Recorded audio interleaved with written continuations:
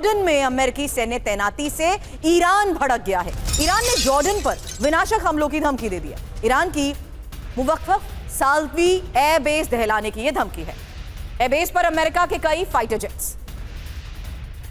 ईरानी media ने यह video जारी किया है। सुधाकर सर, अगला सवाल इस इंफॉर्मेशन के बाद आपसे, क्योंकि जॉर्डन को दहलाएंगे, ईरान की यह धमकी है। जॉर्डन में अमेरिका की बड़ी सैन्य तैनाती से ईरान और ज्यादा भड़क गया है और जॉर्डन का ही ये मुवक्फक साल्ती एयरबेस नष्ट करने की धमकी है। आपको बता दें, एयरबेस में 6 F-35A फाइटर जेट तैनात हैं और एयरबेस पर ही अमेरिका के F-15E फाइटर जेट्स भी हैं। जॉर्डन में अमेरिका के पेट्रियट और थर्ड एयर डिफेंस सिस्टम भी तैनात हैं। हालांकि जून में जंग के दौरान जॉर्डन ने ईरानी मिसाइलों को मार गिराया था। फिलहाल जॉर्डन ने अमेरिका को एयर स्पेस ना देने का ऐलान भी किया है। सवाल वही सुधाकर सर, ये सारी सैन्य तैनाती, ये सारे प्रोजेक्शन महज एक प्रेशर टैक्टिक्स तक सीमित नहीं लगते हैं सर? बिल्कुल सुरभि, मैं एम्बेसडर साहब ने जो वाक़या किए हैं उनके साथ बिल्कुल सहमत हूँ। ये इस किस्म की एक न्यू नॉर्मल आप मानिए या ये हाइब्रिड वॉरफेयर, एक प्रेशर, एक दबाव डालने के लिए ईरान के ऊपर, ताकि वो बातचीत के लिए वो मान जाए।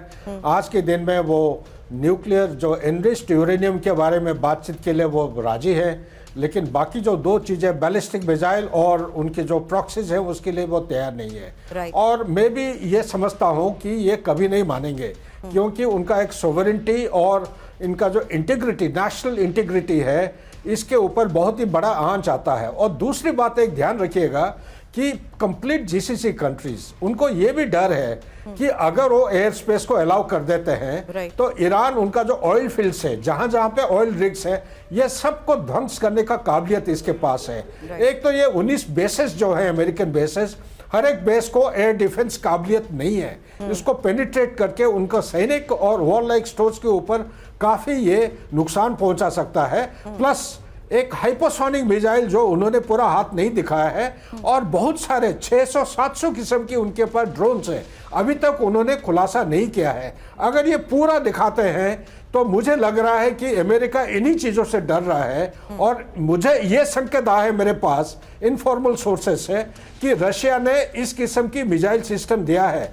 मेरे अंदाज से ये ओशनिक मिसाइल है, जिसके अंदर काबिलियत है कि उनका जो एयरक्राफ्ट कैरियर को वो ध्वंस कर सकता है। बहुत कम से कम आज के बढ़ते तनाव के बीच ईरान तो की मदद बहुत कारगर साबित हो सकती है। ऐसे में एक और खबर है सर, और ये अमेरिका ईरान तनाव के बीच ही चीन के शक्ति प्रदर्शन को लेकर अगली खबर, जहां चीन ने एंटीशिप मिसाइल का परीक्षण किया है। YJ-83 के एंटीशिप मिसाइल का कामयाब टेस्ट और ताइवान को ATACMS सप्लाई के बाद चीन का ये करारा जवाब। हालांकि PLA सूत्रों से इसको लेकर बड़ा दावा क्या किया गया, यही इंफॉर्मेशन आपके सामने, क्योंकि अब ये चीन का मिसाइल परीक्षण और अमेरिका को वार्निंग, जहां चीन ने YJ-83 के एंटीशिप मिसाइल का परीक्षण किया है।